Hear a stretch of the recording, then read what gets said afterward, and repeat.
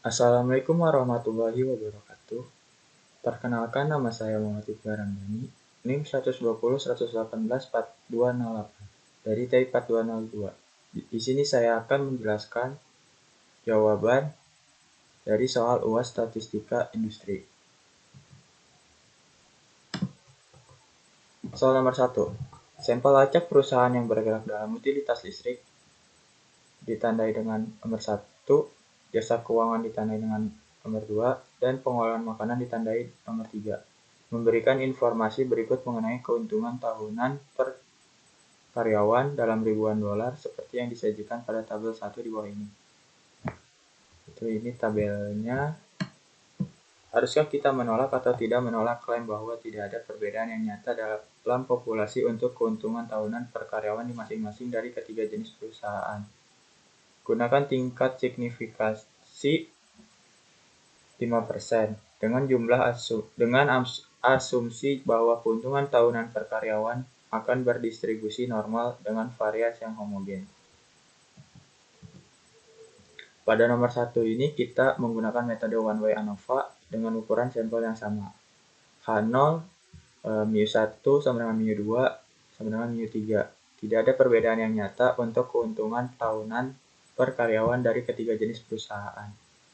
Lalu H1, μ1 tidak sama dengan μ2, μ2 tidak sama dengan μ3. Ada perbedaan yang nyata untuk keuntungan tahunan per karyawan dari ketiga jenis perusahaan. Dari tabel yang tadi, yaitu yang ada di sini, kita dapat menghitung uji F. Pada uji F, kita bisa menghitung SST, lalu SSK, dan SSE. Yang pertama itu SST. SST menggunakan rumus seperti ini. Atau setiap data kita kuadratkan, lalu kita jumlah dari 49,1 sampai 15,8. Lalu dikurangi dengan jumlah dari semua data yaitu 518,2, lalu dikuadratkan dibagi banyaknya data. Banyaknya data itu ada 15. Dan didapatkan hasil seperti ini. Lalu SSK. SSK dengan rumus seperti ini, atau jumlah setiap jenis perusahaan, lalu kita kuadratkan, lalu dibagi banyaknya baris. Banyaknya baris itu ada 5, atau banyaknya N.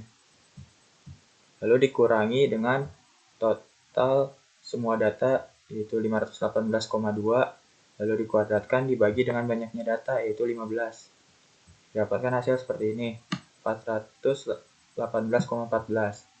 Lalu kita dapat menghitung SSE. SSE itu SST dikurang SSK. SST-nya sendiri yaitu 1925,56 dikurangi dengan 418,14. Didapat hasil yaitu 1507,42. Lalu kita dapat menghitung F hitung. F hitung sendiri yaitu MSK dibagi MSE. MSK sendiri rumusnya yaitu SSK dibagi K-1. SSK-nya yaitu 418,14 dibagi K-1-nya itu 2, sama dengan 209,07. Lalu kita menghitung MSE.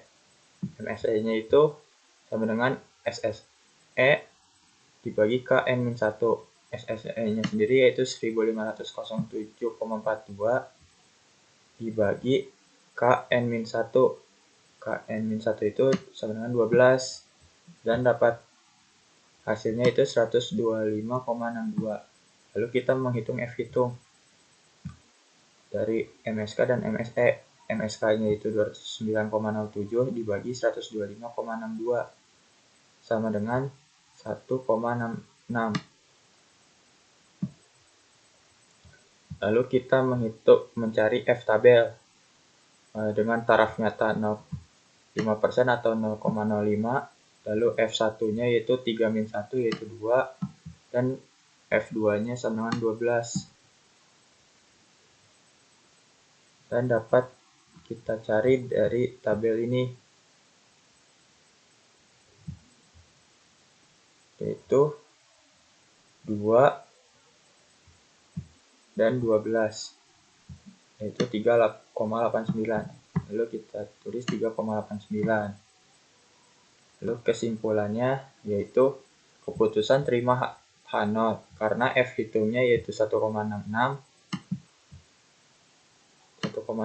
kurang dari daerah kritis atau F tabelnya yaitu 3,89. Jadi tidak ada perbedaan yang nyata untuk keuntungan tahunan per karyawan dari ketiga jenis perusahaan. Jadi pernyataan tersebut betul.